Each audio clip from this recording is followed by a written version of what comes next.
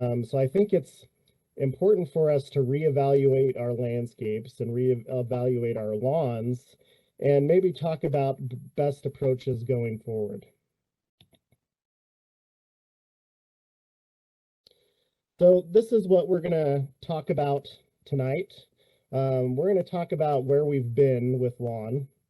And then I also want to talk about kind of where we are now and the evolution that's gone on with lawn.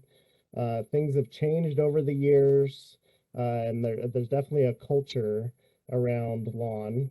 And then I want to talk about where we can go in the future and maybe some sustainable lawns and alternatives. So I'm going to start off with a little history lesson on lawn. So lawn actually began as a status symbol in America. Lawn was not a very common thing in America to start out with, especially in the colonies. Um, but it did start out as a status symbol for those that were wealthy and had a lot of land. Basically, what it was meant to do is if someone had a lot of money and a lot of land, they said, I have so much of these things that I can waste some of my land on this green carpet or this large expanse of lawn. And then from that point, there actually started with some copycat lawns. People saw that the rich and wealthy had these large expanses of lawn, and they decided, well, if I want to have status, maybe I should copy that so I can have a big expanse of lawn too. So that's kind of how lawns originated in America. And believe it or not, um, Kentucky bluegrass is not native to North America. It's actually been imported from the Middle East. But you can see examples of these lawns at some of the most famous places in America, Monticello, Mount Vernon, the home of George Washington. These are amazing places to visit, but they have a different climate than we have here in Utah. Um, so as the culture and the use of lawn evolved, landscape architects started to use lawns in the landscapes that they were designing. So one of the most famous landscape architects that I learned about when I was in school, his name was Frederick Law Olmsted, and he designed many famous landscapes and did a lot of great urban planning. And he designed what's called Riverside in Chicago, and it was one of the first planned suburban communities. And one of the ideas that he implemented with this planned suburban community is each home has its own manicured lawn. So this was a new idea. He kind of wanted the neighborhood to have more of a park feel to it because there were lawn and parks, but he kind of wanted to have each home have its own park around it too. Then, as we got into the 20th century, the 1950s and the 1960s, as the suburban population started to grow, lawns became more of a thing, especially as sod production ramped up. It became really easy to install a lawn and have a little piece of green in your own property. Along with that, regionalized varieties were developed by the USDA and universities. They researched different lawn varieties that did well in each region, the Southwest, the Northwest, the Northeast. All of these were developed so people could have lawn in their landscapes. And it has done a great job for us for many years now. Um, but I would say that lawns from the past, even 50 or 60 years ago, they looked different than the lawns that we have now. The lawns that they were installing, even in the 50s or the 60s, looked different than what we have now, and it had different plants in them than we have now. So many of you have probably seen clover in lawns. And back in the past, it was pretty common to see clover as part of a seed mix for a lawn. So What you're seeing on the image there is clover and lawn, but you also see an image of grass seed, like a bag of grass seed that you would buy, I don't know, 100 years ago or more. And you can see on there that the lawn or the grass seed was almost like a meadow that they were portraying that you would plant. Um, but I found in my research for this class some interesting things as far as perspective changing on lawn as we go through history. And I found this quote that you can see on the screen, and it kind of portrays how our culture around lawn has changed over the years. So here's the quote. I'm just going to read it. The thought of white Dutch clover as a lawn weed will come as a distinct shock to old-time gardeners. I can remember the day when lawn mixtures were judged for quality by the percentage of clover seed they contained. The higher this figure, the better the mixture. I can remember the loving care which old-time gardeners gave their clover lawns, the smug look on the face of the proud homeowner whose stand was the best in the neighborhood was really something to behold. That quote's from New Way to Kill Weeds in Your Lawn and Garden by R. Milton Carleton, 1957. So you can see uh, how culture around lawn has changed over the years. Even the perspectives on what it means to have a lawn has changed over the years. So let's touch on clover and why it makes sense to have clover in a lawn and maybe some other plants too. So one of the main things that clover does is it's bringing nitrogen into the soil and bringing nitrogen into the plant itself. So when you fertilize your lawn, one of the main things that you're adding to the lawn and to the soil is nitrogen. Um, when we fertilize lawn at the Conservation Garden Park, the little lawn that we have, we're mainly using nitrogen to fertilize the soil.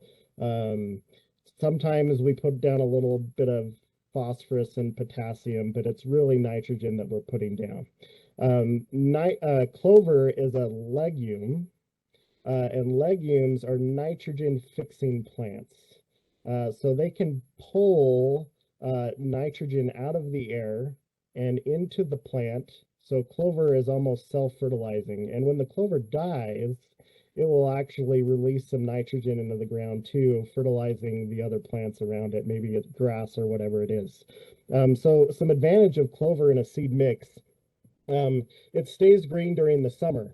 So when we have lots of heat, lots of drought, the clover's still green.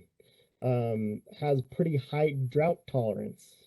I mentioned the nitrogen fixation, and if left to flower, it can provide a food source for bees and for pollinators. So talking about the nitrogen fixing that the clover does, you can see on the image what's actually happening. So there's little nodules on the roots that can contain bacteria. So the bacteria and the legume or the clover actually have a symbiotic relationship. But what it basically comes down to is those bacteria supply nitrogen to the clover. So you might be wondering, how did we get to where we're at now? I mean, most people, when they see anything that's not grass, or even anything that's not Kentucky bluegrass in their lawn, they want to remove it from their lawn. And so most people want a monoculture. So a monoculture is growth consisting of a single crop, plant, or organism. So when you talk about a Kentucky bluegrass lawn, most of the time you're talking about a monoculture. There are some caveats to that. Lots of lawn blends that you can buy these days have different types of bluegrass, different types of fescue in it. So it's not a straight monoculture, but it's still mainly just grass that you're seeing there. So what happened to the clover? Well, in the 1940s, 2,4-D was developed, a chemical, and it was designed to kill and defoliate broadleaf plants and weeds. So to market the product and sell the product, it was told that it can kill broadleaf plants in lawn, and one of those broadleaf plants in lawn is clover.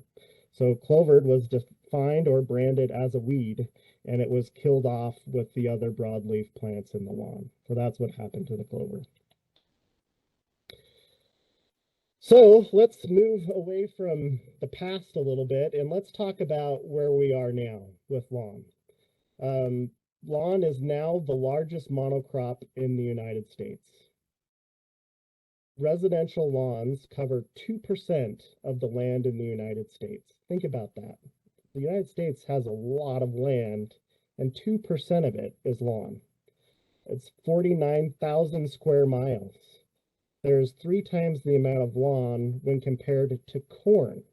A lot of times when you hear the term monoculture, you will picture corn or a similar crop in your mind, but there's actually 3 times the amount of lawn than there is corn in the United States. We also have 2 converging realities that are happening right now. So that we have a lawn culture, and we're starting to see change with that. Yes, people have their green lawn, and that's okay. But during this drought, people have started to water less, even let their lawns brown out. So we're starting to see some change there. We also have a growing population, and we're also starting to have water supply and demand issues. The picture on the top right there is actually Echo Reservoir. And that's what it looked like, I believe, in 2021. That's what that looked like, and typically that reservoir has a lot more water in it. But we have these 2 converging realities that are starting to rub up against one another. Green lawns and growing populations and water supply and demand issues. But like I said, we're starting to see some good change. People are doing a lot to conserve water, and we thank you for all of that. The signs that you see on the bottom right-hand corner are actually signs that we've given out at the garden before. When someone wants to just let their lawn brown out in the summer, they've put out these signs on their property saying yellow is the new green and we're doing our part to save water. Both great things. Now, I want to talk about the benefits of lawn, because there are some benefits to lawn, and there's some good things that it does for our landscapes and for our environment. I just think our landscapes are kind of out of balance currently. We have too much lawn. But let's talk about the benefits first. Lawn helps to cool the air. It cleans air and traps carbon. It's a durable play surface. It's pretty straightforward maintenance. In fact, they've designed robots that can mow lawn. Pretty straightforward. There's visual benefits to it. When you look at this landscape in this picture here, the lawn is almost the jewel in the middle of the landscape, where the flanking plants around it kind of give it a nice setting. So there are some visual benefits to it. It also reduces noise pollution and provides erosion control. So those are all great things that lawn does for us. The one thing that I would say that lawn currently has sort of a corner of on the market is it's a pretty durable play surface for football and soccer and baseball and all the things that we use it for. It's really good at that. But the other benefits that lawn provides, lawn is not the only plant that can provide those benefits. Other plants can cool the air. Other plants can provide visual benefits, reduce noise pollution, provide erosion control. So with that, let's talk about some of the negatives to lawn and how we're using it currently. So it has relatively high inputs with how we're maintaining it currently. So relatively high amounts of water, fertilizer, chemicals, maintenance. I would say in general, people are loving their lawns too much and providing too many of these things. Lawns can usually take less of these things. But with how they are currently, they're using too many of these things. Some of the inputs, like excess fertilizer, can pollute waterways. Lawns can also be, just in general, an ecological void. Because they're a monoculture and nothing else is growing in it besides grass, there's not a whole lot for pollinators and other wildlife as far as getting pollen and nectar and things like that. So usually when we have conversations about lawn, and I come across this all the time, and you've probably come across this too, there's lots of all or nothing thinking when it comes to lawn, and even when it comes to environmental concerns and water conservation. On all of those things, there's lots of all or nothing thinking that happens. There's either, I can have my landscape that's on the left there, that's basically all lawn, or I can have the landscape on the right, which honestly is not the solution either. So essentially what this homeowner has done has ripped out all of the lawn, put in rock, and left some other plants around. But to me, it doesn't look like those plants are healthy. It doesn't look like they're being watered. And maybe this person had good intentions, wanting to conserve water. But overall, I don't think we need to go to that extreme. And one of the reasons for that is plants play a vital role in our landscapes. Why do plants matter? They help conserve energy.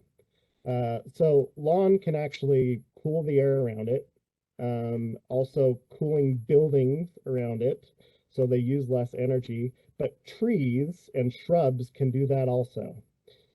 Trees can shade houses, shade buildings, conserves energy that way. Plants also filter water. So what I mean by that is storm water. So when it rains, plants and their root system actually filter out contaminants before it goes into our groundwater. Plants can pull carbon out of the air. That's one of the main things that they do, and they store the carbon in the ground. And then they also stabilize soil. So the solution is, we don't want to get rid of all of our lawn and put in nothing but rock. That is an overreaction to a problem that we have when it comes to water conservation. We need to get our landscapes more into balance. They're out of balance right now. So let's talk about the middle ground, or a balanced landscape, where the solutions exist. So the fact is, we have a lot of lawn out there. We all know that. Some of you are taking some great steps to remove some of your lawn, flipping your park strip, putting in a local scape, putting in a xeriscape. Those are all great things, and we are going to continue to do all of those. But the fact is, we have a lot of lawn already. So we need to reduce the inputs for the lawn that we already have. Water less, fertilize less, spray less chemicals on it. These are all things that we can do to help the situation. We can also reduce the amount of lawn we have and where we have it. So this is actually a picture of a park down in southern Utah. And I think they've done a great job here. So I think it's important that we still have lawn in our parks. It's one of the best places that we can use lawn, and it's a great use for lawn in general. So what's being shown here is there's still lawn on the soccer field and on the baseball field and the football field. There's even kind of a sloped area to the right of the soccer field that can be used as a seating area. But notice around the tennis courts, all those smaller areas of landscape where there's not a soccer field or a football field, they don't have lawn. They have other plants, but they don't have lawn. So it's important to be more intentional with lawn and where we put it going forward. So that's actually the next thing I want to talk about, is really start to think about where we're putting lawn and where we're removing it also. So we want to identify non-functional areas of grass in our landscape and remove them and put in another style of landscaping. So examples of non-functional grass or lawn are park strips, because they're too narrow. It's hard to keep it watered correctly and keep it looking good. Side yards, which are typically just pass-through areas. That's kind of what's being shown in these pictures on this presentation. You can see those on the left there. No one's really using that lawn to play soccer on or throw a frisbee or anything like that. That's an example of non-functional grass. And we can change that out to a different style of landscaping that uses less water. Also, when we're thinking about being intentional with lawn, we also want to design and install efficient areas of lawn. So one of our main educational programs at the Conservation Garden is localscapes. And the first element of a localscape is the central open shape. That is typically lawn for most people. It doesn't always have to be lawn, but it's typically lawn. And with the central open shape, it's a designed area of lawn that's been installed in an efficient manner. So there's not weird curves or narrow pieces of lawn. This one was actually done really well. It's just a rectangle. Rectangles can be watered very efficiently. And then I think that we need to rethink what it means to have lawn in the first place. So this is actually a picture of a localscape with a central open shape of lawn in it. It looks really nice. That's probably Kentucky bluegrass or fescue that's in that landscape. It looks good, but what if we were to replace that lawn or that Kentucky bluegrass with another type of grass that uses less water or another plant that uses less water? So these are the things that we're going to talk about. We're going to think outside of the box and talk about resilient varieties of lawn, eco lawn mixes that include some clover and other plants, alternative plants rather than grass as a lawn. And then we're going to talk about ornamental grasses, which you've probably seen around in landscapes, but really haven't thought about them in a lawn form before. So this is an article that I found on the internet, and I thought it was pretty funny, and I think it gets the point across really well. And here's the article, the title. It says, "Grassy lawns exist to prove you're not a peasant. It's time to let that status symbol die." And I totally agree with it. We've moved past that culture when it comes to lawn. It's time to turn to something that's more sustainable and rethink what it means to have a lawn. And I would ask you, look at this picture and what things comes up in your mind when you look at this landscape? What does this symbolize now? And I'm going to see if I can pull up the chat box.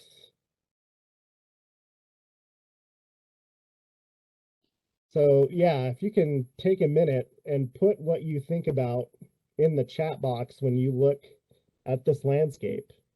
So boring, 1950s outdated, lazy, sad, depressing, no thought, uninspired. Yeah, these are never walked on. Builder grade, yeah. Water hog. Some of you are putting low maintenance, no effort. Okay. No one really lives there. The food desert. Boring. Okay. Yeah, those are all great responses. Let me tell you what I think about when I see this landscape now. So some of the things that come to my mind is the individuals in this house has spent all their money on their new home, and they've left little money in their budget for their landscape, and lawn is cheap and easy to install, so that's what got installed. I think people spend a lot of time thinking about the inside of their homes. There's whole television networks and shows all about the inside of homes, which I think is great. I watch all those shows too. But I just wish there was more emphasis put on the landscapes too, because they have value also. The other thing that I think about when I see this is it's going to take a lot of effort to change this to a landscape that's more sustainable. Rather, the best choice would have been to put a sustainable landscape in the first place.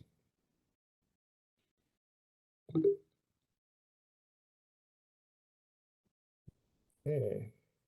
Um, Natalie, are there any questions in the Q&A box that you want me to answer before I move forward? I think we've got most of them answered. And a lot of them actually have to do with the lawn alternatives and things that you're going to get into next. So we'll save some of those for later. Okay, that sounds good. Perfect. So let's talk about where we can go now. So we're going to talk about these things: drought resilient lawns, eco lawns, alternatives, ornamental grasses, matrix gardens, and then we're going to talk about maintenance at the very end. So, as I mentioned towards the beginning of the class, there's been lots of research done on lawn over the years, identifying varieties that are suited to different regions of the United States, which is great. We actually have several of these varieties at the Conservation Garden Park in our turf plots. So if you ever come by the garden, you can take a look at those varieties that we have. But there are selected varieties of cool and warm season grasses that do well here in Utah and in the Intermountain West. Many of them have been on the market for years. Some local companies that you've probably heard of, Biograss, Chanshare, they all have great varieties of lawn that are pretty water efficient, and we have some of those varieties of lawn at the garden, and you can come see them.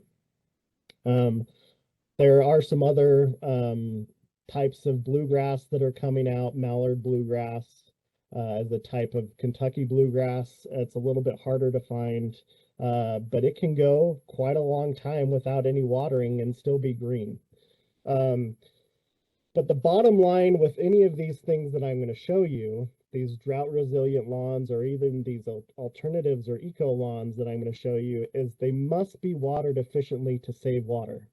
Just because you have a drought resilient lawn doesn't make you save water. You still have to water efficiently. But there are some positives to some of these drought resilient lawns. Many look and feel just as good as traditional bluegrass, use less water on average or require less water on average, potentially less maintenance overall. But there's also some items of note. You want to consider your own expectations. And some have a non-traditional look. So let's consider some of these. Here's are some varieties of cool season grasses. So cool season grass are grass types that look green and are green in the spring and the fall, but they brown out and tend to go dormant in the summer. Kentucky bluegrass is a cool season grass. What Kentucky bluegrass wants to do naturally is it wants to green up and start growing in the spring. And then it wants to set seed, and then it wants to go brown and go dormant in the summer, and then return again in the fall. We don't allow it to do that most of the time. We artificially keep it green. But here's some other types of cool season grass that have been developed that have done really well for us at the garden. BioBlue bluegrass.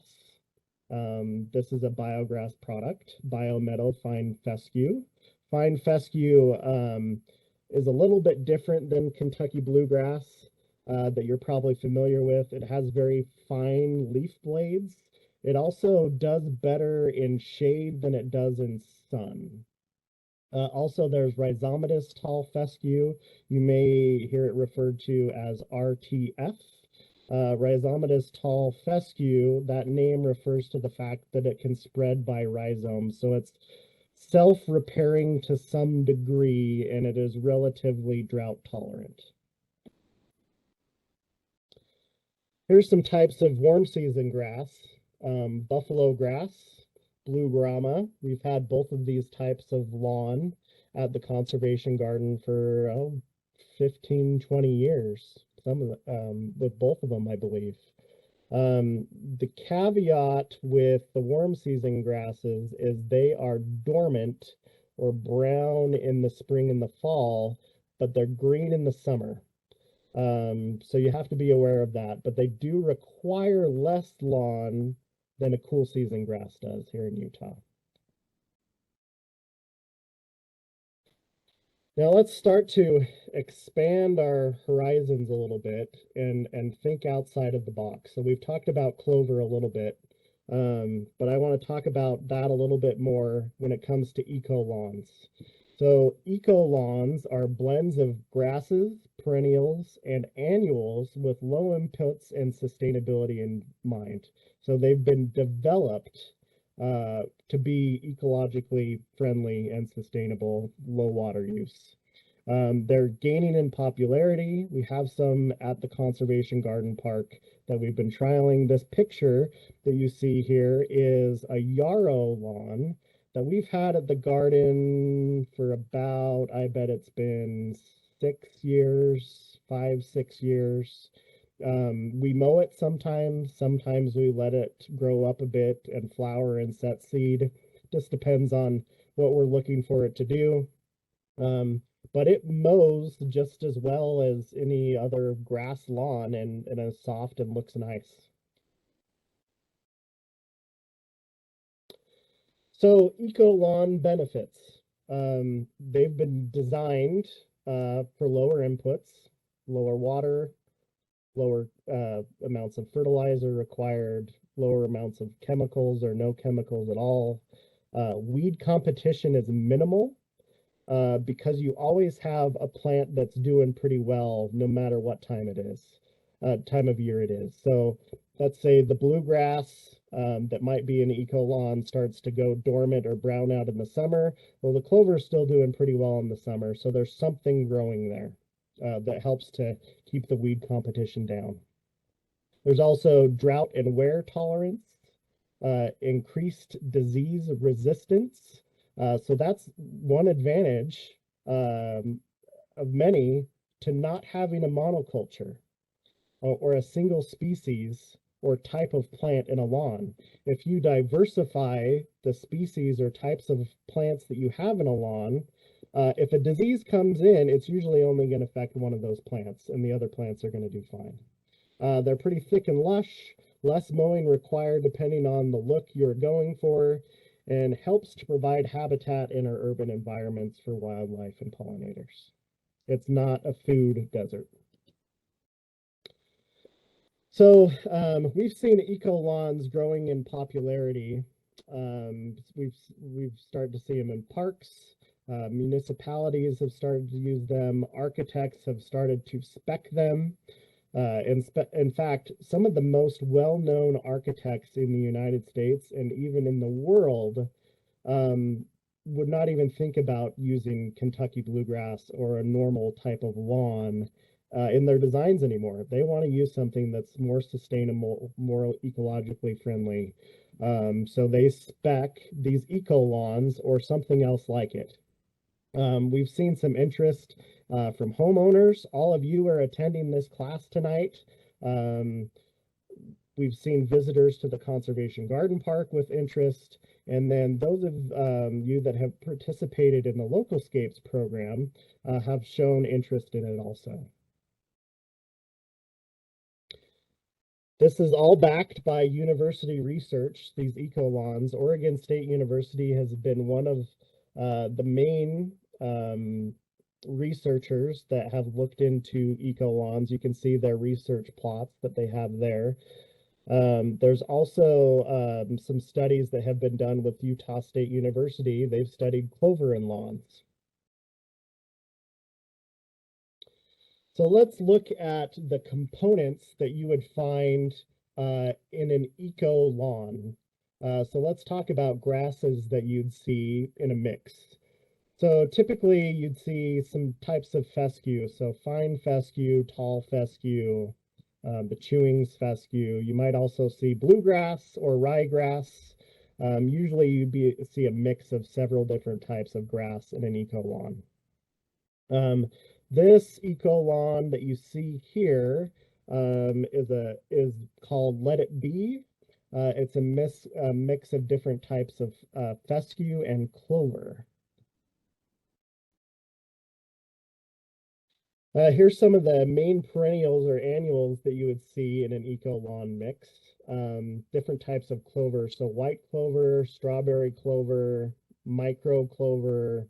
You might see some yarrow, English daisy, chamomile. This eco lawn that you see here is actually English daisy that's in the lawn. I talked to Utah State University a little bit about the clover and lawns. It looks like they've had the most success with white and strawberry clover. I have micro clover in my backyard, along with some fescue, and it's done really well. The micro clover tends to flower a little bit less, and is a little bit smaller than the white clover and the strawberry clover. So here's some items of note with eco lawns. They have a non-traditional look. They're not going to look like a standard bluegrass lawn. So if you're okay with that, I think it's a great option for you. You can see the picture on the right. That's actually a park that has clover in the lawn, and I think it looks great. It looks unique. Um, the one other thing to think about is broadleaf weed killers. So 2,4-D, they'll harm perennials or broadleaf plants in your eco lawn mix. So honestly, I wouldn't recommend using broadleaf weed killer much, even if at all, in an eco lawn mix. If you do use it, you can do little spot spray applications. Like if you're trying to get rid of morning glory or bindweed that might be in there, you can do little spot spray applications. But you can't broadcast spray broadleaf weed killer on it because it'll kill the perennials, the clovers and things like that in the mix. Also, you can't use weed and feed anymore, weed and feed fertilizer that lots of people use, because the weed control in that weed and feed will kill the perennial plants in the mix, or at least damage them. Um, Bees may be a concern with children. Micro clover does flower less. Honestly, I think people being concerned about bees in the lawn is overblown a little bit. Because I remember when I was a kid, the apartments that I grew up in, they had clover in the lawn, and we ran around in that lawn all the time, and there was bees in it, and no one really ever got stung. So I think that's mainly overblown. Um, and some of the components, maybe the English daisy or the chamomile or the clover maybe, may need to be reseeded from time to time to keep the levels up in the lawn.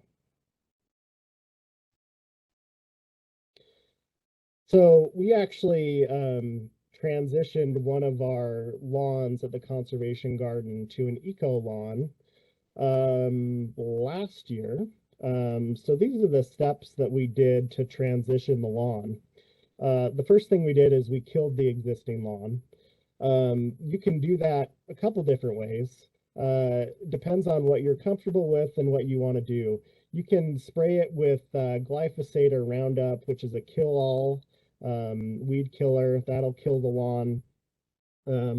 Or the existing lawn, or you can put down plastic like clear sheeting and solarize the lawn. You can do that to kill it. I do recommend killing what you have there before you seed an eco lawn, just because the new seed and the new eco lawn will do better and have a better chance of growing in nicely if you kill what was there originally. You don't have to do that. You can try to seed in clover and things like that into the lawn that you have now without killing it, but I recommend killing it, what you have first. And then after it's dead, you can either remove it or cut it really short. We just ended up cutting ours really short, I believe. And then you spread out the seed. You mulch or put some really fine compost on top of it.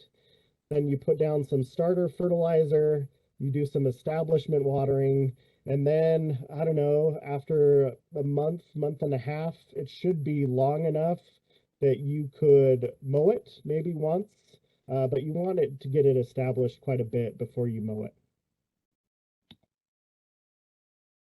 Any questions about the eco lawns, Natalie, before I move forward? Okay, sorry. We've got lots of questions. A lot of people were asking if you need to remove the existing lawn before installing an eco lawn, but you are talked about that a little bit. Yep. There have also been people asking about options that are dog friendly. Mm-hmm. Yeah, that's a good question. So I actually uh, bought an eco lawn mix called Dog Park is the name of it. And it's a mix of rhizomatous tall fescue and clover. And that's what I put into my backyard because I've got some dogs. And they do really well with it. The reason it's called Dog Park grass is the rhizomatous tall fescue, or the RTF, can hold up better to the salt in the dog's urine than Kentucky bluegrass can. And I've seen that so far with the dog park grass that I put down. Awesome. We've had a couple of questions about if you can get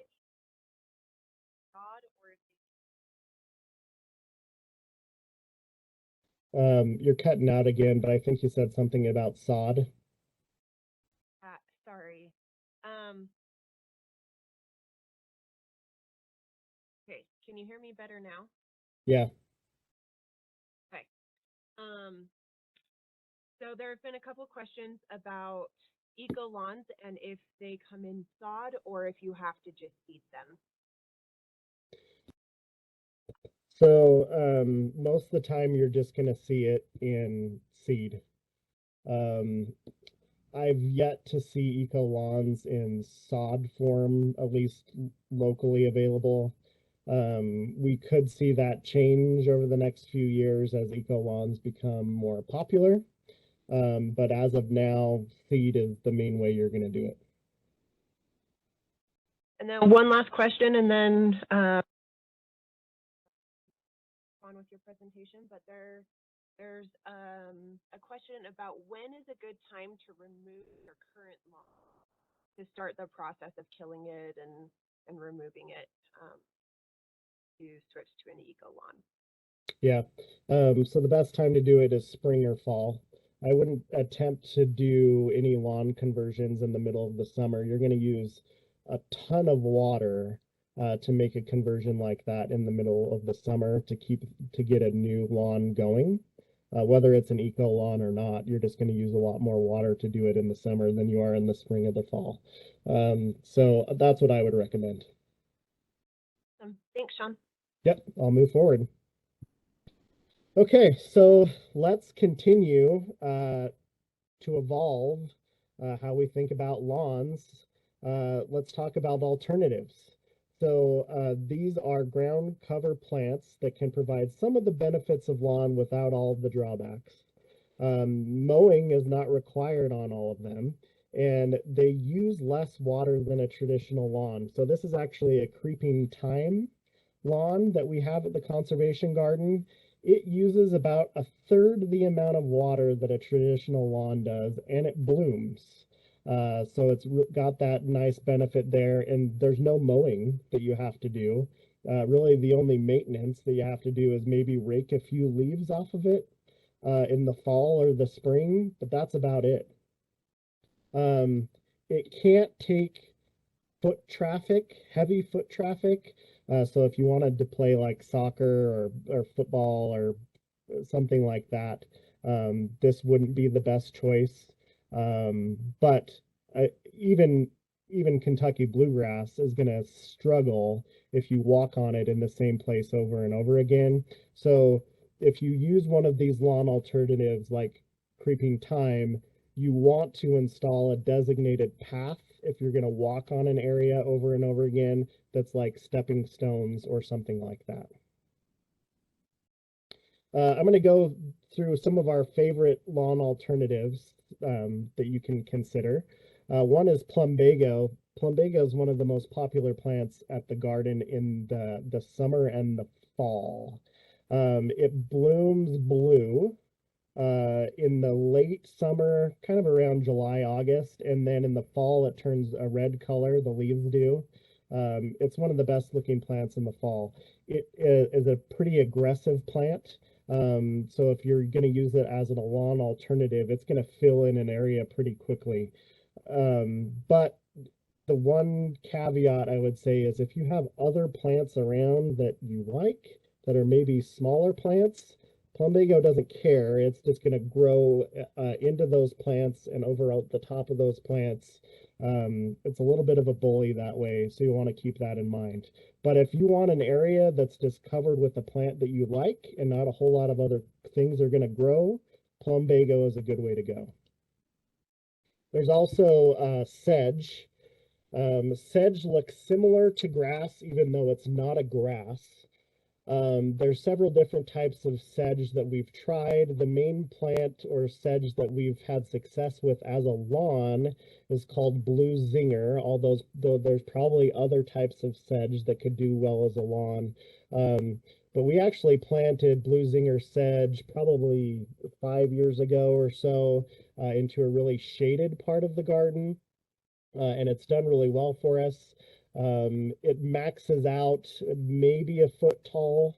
We installed it, I can't remember if we installed it as individual plugs or individual plants or 1 gallon plants. So this is maybe a little bit more of an expensive option compared to other things. But yeah, it does really well in the shade. We mow it maybe once a year. So you can see on the bottom picture shows the sedge that we've mowed. Typically we've done that in the late summer or early fall, and that's kind of what it looks like after it's been mowed, and then it grows up to look nice and green again the next year. Creeping thyme that I've already mentioned. It's green most of the year, blooms late spring, early summer. There's several different types of thyme that you could try as a lawn alternative, but creeping thyme is the one that's done best for us. Mrs. Rob's bonnet euphorbia is a good lawn alternative for the shade. It's a evergreen ground cover, and it's got those little yellow bracts. They're not flowers, they're bracts on top of the plant that look nice. They're about a foot tall and they do some spreading around, so they'll keep weeds out. But it's a great lawn alternative for the shade. Here's some other possibilities that you could be thinking about or trying as a lawn alternative plant. So on the left is dianthus, forms a nice gray mat on the ground. Then there's also sea thrift. Sorry, the one on the left was pussy toes. The one in the middle is sea thrift. And I have sea thrift in my yard, and it does really well. I could see it doing well as a lawn alternative. And then lamb's ear can also be used as a thick ground cover or alternative. That's the plant on the right. So let's head back to talking about grass again. Let's talk about when grass isn't a traditional lawn. You've probably seen ornamental grasses around. These are taller grasses that we've used in our landscapes. But large stands of ornamental grasses can provide many of the same benefits of lawn without all of the inputs in mowing. So they can cool air, they trap carbon, there's pretty straightforward maintenance. They're visually appealing, and it provides wildlife habitat. So the ornamental grass that you're seeing in the picture here is Blonde Ambition blue grama grass. So the blue grama grass has little yellow seed heads on it. They kind of look like eyebrows. But this is a big stand that we have at the conservation garden. And we cut them down once a year, typically in the spring is when we cut them down. And we've once they're cut down in the spring, there's some daffodils that come up amongst the cut down grasses, and then the blue grama regrows, and it looks like this during the summertime. So it's a great looking grass, really low maintenance. We see a few weeds pop up here and there, but the blue grama is getting so thick, we usually don't have that problem either. Ornamental grasses also provide stormwater management services for us in our landscapes. So you've probably seen them around town in bioswales. So these are sloped areas of a landscape that are designed to catch stormwater. So these are detention basins, retention basins. A lot of times you'll see them with plants in them, ornamental grasses. A lot of times, though, you'll see them with traditional Kentucky bluegrass lawn or just rock, where I don't know if that's the best choice. I'd rather go this route. These ornamental grasses filter the storm water, but they're using a third the amount of water than a lawn would be in this situation. So let's talk about matrix style landscapes. So I'm going to explain what they are, but they use ornamental grasses as a ground cover with perennials and a few shrubs and maybe a few trees mixed in. So it's essentially the same idea that an eco lawn has, just with taller plants. So using ornamental grasses as a living mulch in combination with flowering perennials and annuals provides a beautiful alternative that provides many of the same benefits of an eco lawn. So lower inputs, weed competition is minimal, drought tolerant.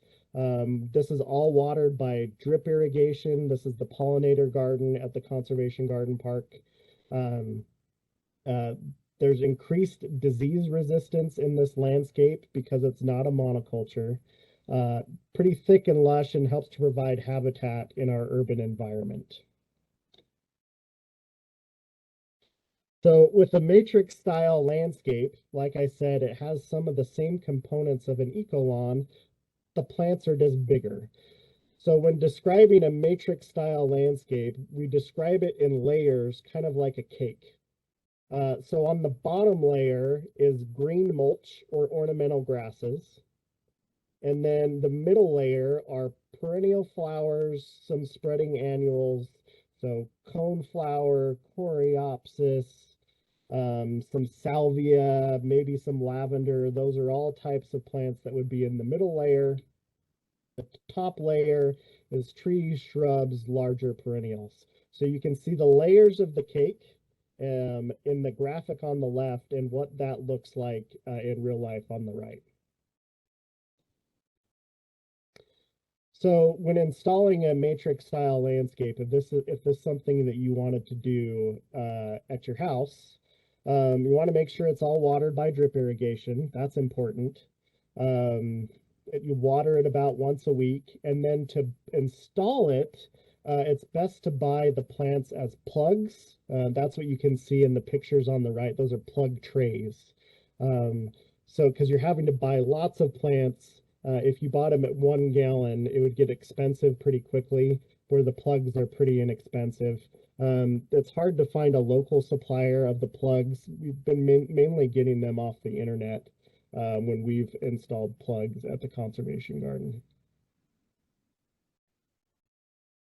Here's some more famous landscapes that all use matrix style landscapes. So the one on the left is called the New York High Line. So if any of you have been to New York, you've probably seen some of the old above ground elevated railroads that they have in New York. Well, they've taken some of those old ones and they've actually made it into a city park, and it's called the New York High Line, but it uses a matrix style landscape. It's ornamental grasses, perennials, trees, and shrubs. And then the landscape on the right is done by a pretty famous landscape architect called Piet Alduff. He is a big proponent of matrix style landscapes. That's one of the main things that he does. So we, in addition to the pollinator garden, decided to install a matrix style landscape in one of our detention basins at Conservation Garden Park. Or one of our bioswales. So you've probably seen around town, like I've said, these installed to catch stormwater. And a lot of times you'll see them with Kentucky bluegrass or other types of lawn or rock as what you'll see them in. So what we decided to do is we installed drip irrigation in ours. There's still rock as the mulch, but then we installed a matrix landscape. So we put in ornamental grasses, we put in perennials, we put some shrubs in like dogwoods, currants, things like that. So that's what it looked like right after it was planted, all those little plants, and then that's what it looked like the next year. It was like bee city down in that bioswale. Tons and tons and tons of bees, types of bees that I have never seen before. Butterflies, moths, hummingbirds, all sorts of pollinators. Typically, during the winter, our basins are used as habitat for birds also. As I've walked past our basins this winter, I'll usually startle the birds as I walk by on the sidewalk, and sometimes I've seen like 50 or 60 of them fly out of the basins. They're using it for food, they're using it for protection, so it's a great landscape. This is what it looks like mid to late summer. All those asters are blooming. So if you want to come see it on full display, come see it in the summer, in the late summer. So the last few things that I want to talk about have to do with maintenance.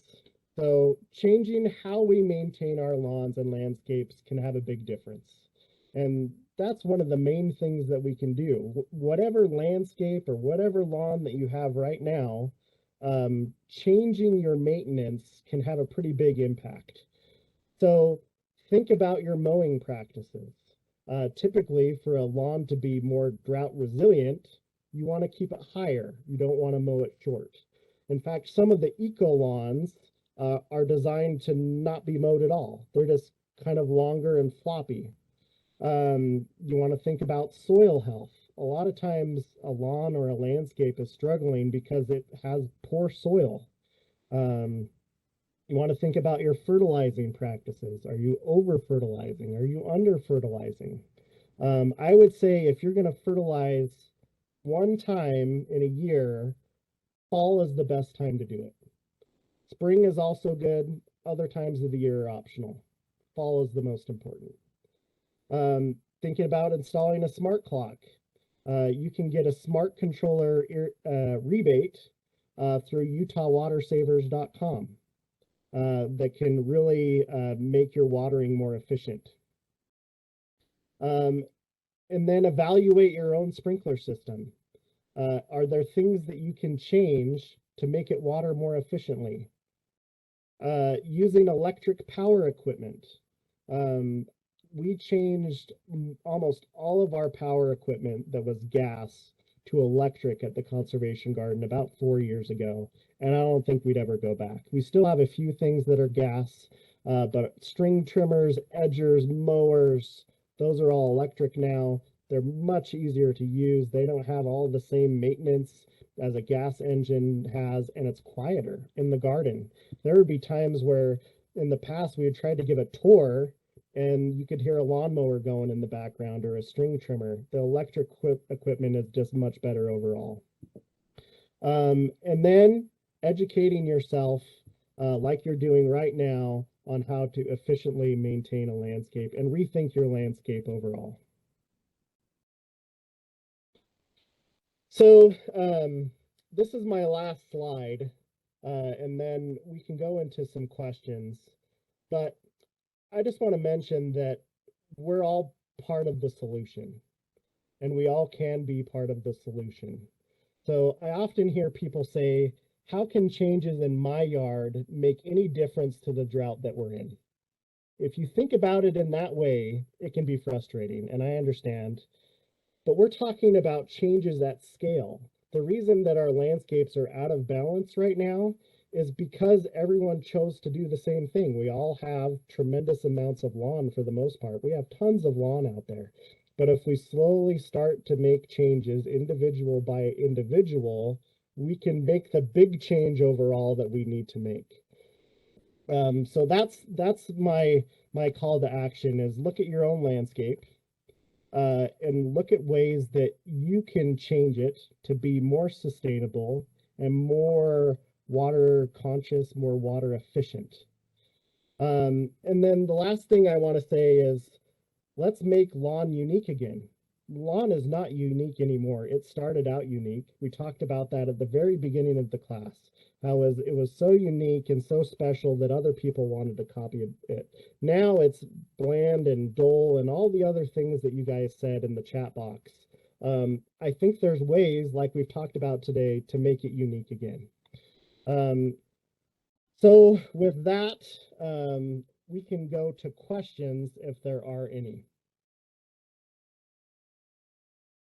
So there have been a couple of questions about plant lists for the matrix gardens.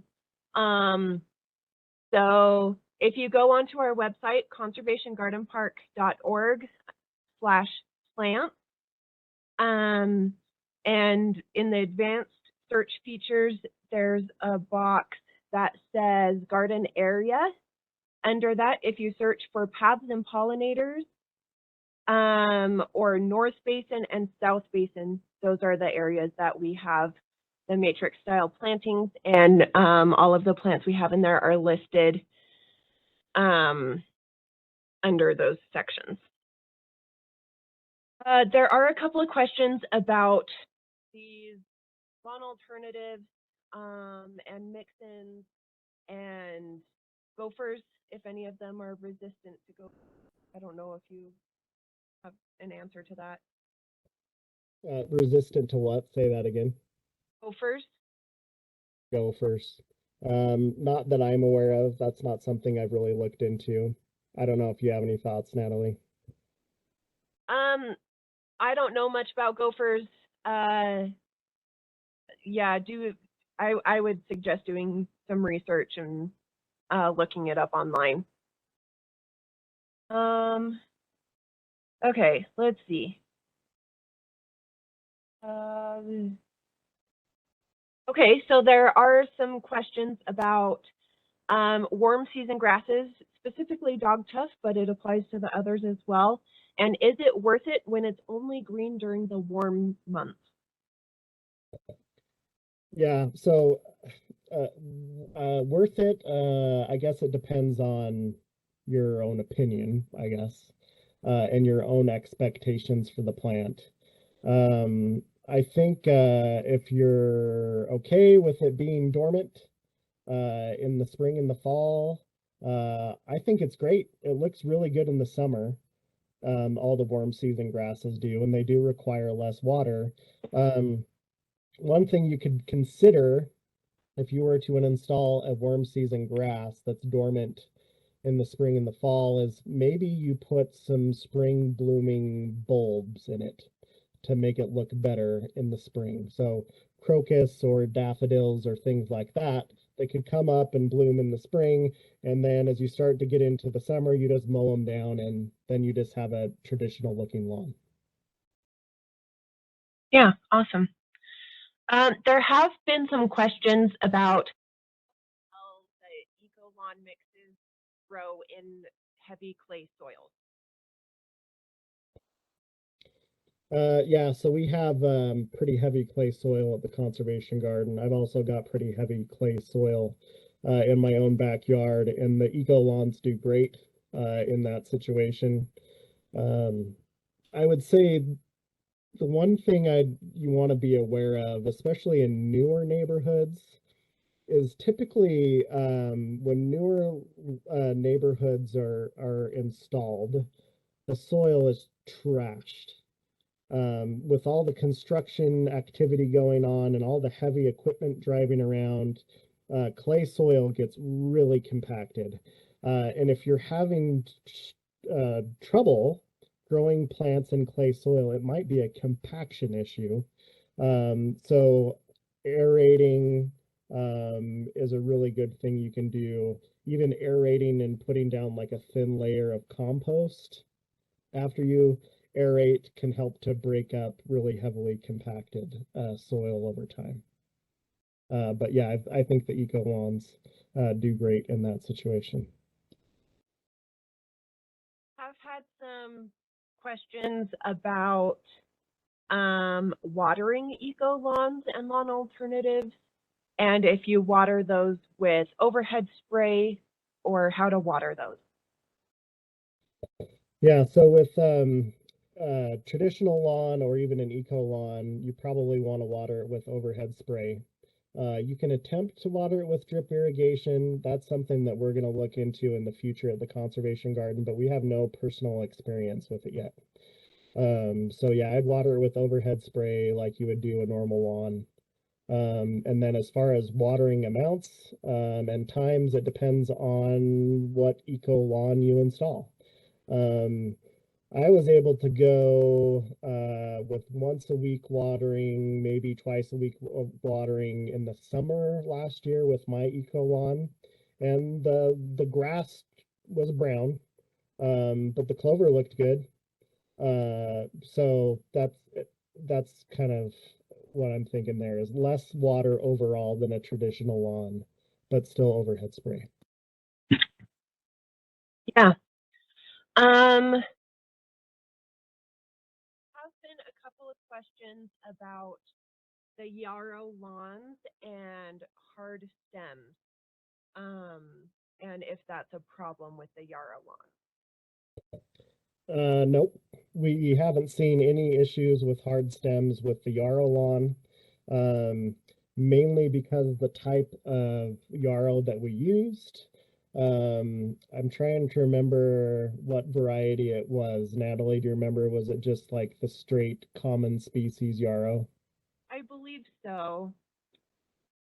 Yeah. So with the straight just common species yarrow, it's a smaller plant and it doesn't tend to get woody. Like some of the other yarrow varieties that you'll see that are typically sold in 1 gallon plants as 1 gallon pots as ornamental plants. Um, I mean, we've had that yarrow lawn for 6 years now, and it's still really soft. Um, okay. So there is I don't know if it's really a question, more of a comment, that it's good to use native plants, and that you didn't talk specifically about native plants. Some of them you talked about are native, and if you want to know which native plants would work that we have in the garden, you can search for Utah natives on our website. You can see what natives we have. And if you combine that with the search for lawn and blends, then you can see which lawn and lawn alternatives that we have in the garden, or that we've used in that way in the garden that are native. There are others. That's just what we have. Natives are good to use, but well-adapted plants are also good, and all of the plants Sean talked about are well-adapted. Maybe one more question if you have it. Yeah.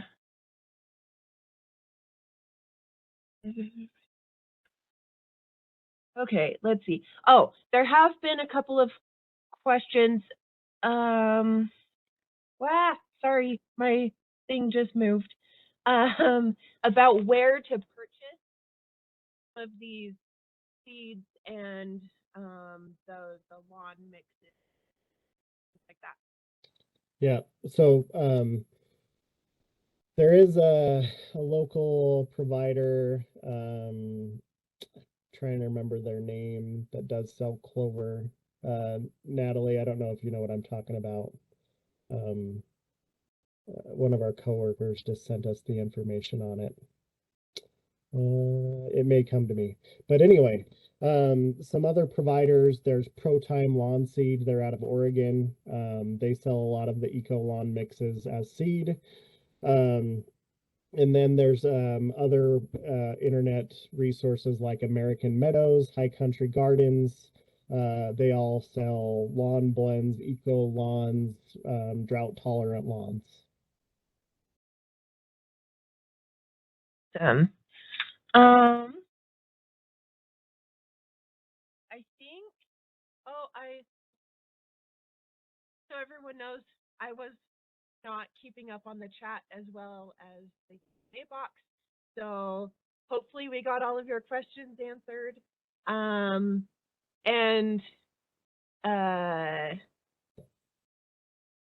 I think that is right. So someone in the chat box put True Leaf in Salt Lake, which I think is the one that we were referring to. Yeah, absolutely. So thank you, Cassandra.